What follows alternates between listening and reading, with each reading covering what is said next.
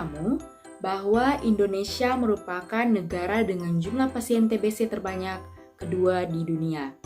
Perkiraan jumlah pasien TBC di Indonesia saat ini berjumlah 842.000. Dari jumlah tersebut, baru 60%-nya yang dilaporkan ke Kementerian Kesehatan.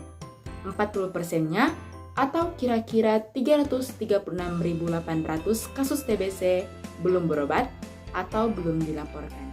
Setiap hari, sekitar 300 orang di Indonesia meninggal akibat TBC ini. Wah, tentunya itu bukanlah angka yang sedikit. Kira-kira apa sih TBC itu? TBC atau tuberkulosis adalah penyakit menular langsung yang disebabkan oleh kuman Mycobacterium tuberculosis. Kuman TBC hanya dapat dilihat dengan menggunakan mikroskop. Apakah TBC bisa disembuhkan? Ya, tentu bisa.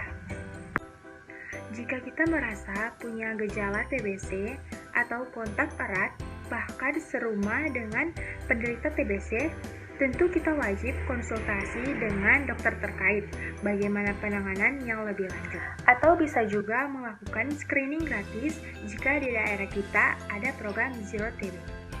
Sampai saat ini, TBC masih menjadi salah satu masalah besar di Indonesia. Hal itu disebabkan oleh, yang pertama, belum semua fasilitas kesehatan memberikan pengobatan yang optimal bagi penderita TBC. Yang kedua, belum semua masyarakat yang sadar untuk melakukan pengobatan jika batuknya sudah melebihi 2 minggu. Yang ketiga, belum semua masyarakat paham tentang TBC, mulai dari bahayanya, penularannya, pengobatan, sampai ke pencegahannya.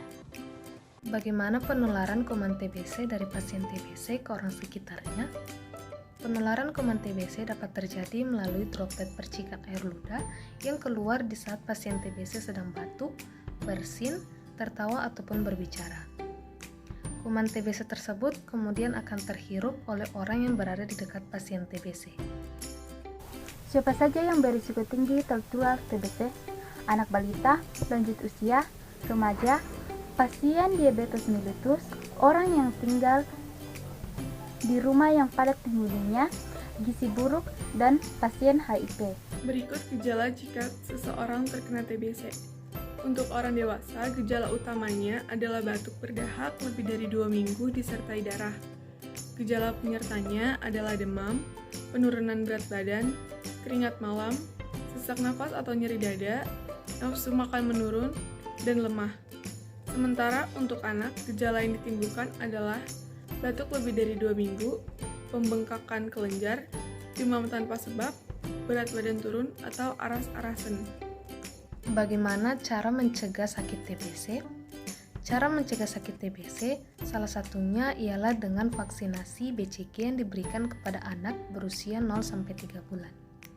Selain itu, kita juga harus menciptakan lingkungan dan gaya hidup yang sehat, seperti biasakan gaya hidup sehat, makan makanan yang bergizi, rumah dengan jendela dan ventilasi yang terbuka, agar sinar matahari dapat masuk ke dalam rumah, serta jangan merokok.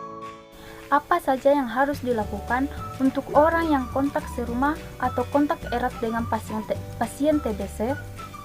Nah, kontak serumah adalah orang yang tinggal serumah minimal 1 malam atau sering tinggal serumah pada siang hari dengan kasus indeks dalam 3 bulan terakhir. Sedangkan kontak erat adalah orang yang tidak tinggal serumah tetapi sering bertemu dengan kasus indeks dalam waktu yang cukup lama. Yang harus dilakukan adalah segera ke fasilitas pelayanan kesehatan untuk dilakukan penapisan TBC, segera ke fasilitas pelayanan kesehatan jika timbul gejala TBC. Segera dilakukan terapi pencegahan TBC berdasarkan indikasi dan keputusan dokter. Yang jelas, menerapkan pola hidup sehat sangat dianjurkan. Tetap gunakan masker, serta rajin mencuci tangan dengan sabun di dalam air mengalir akan melindungi kita dari bakteri-bakteri atau virus.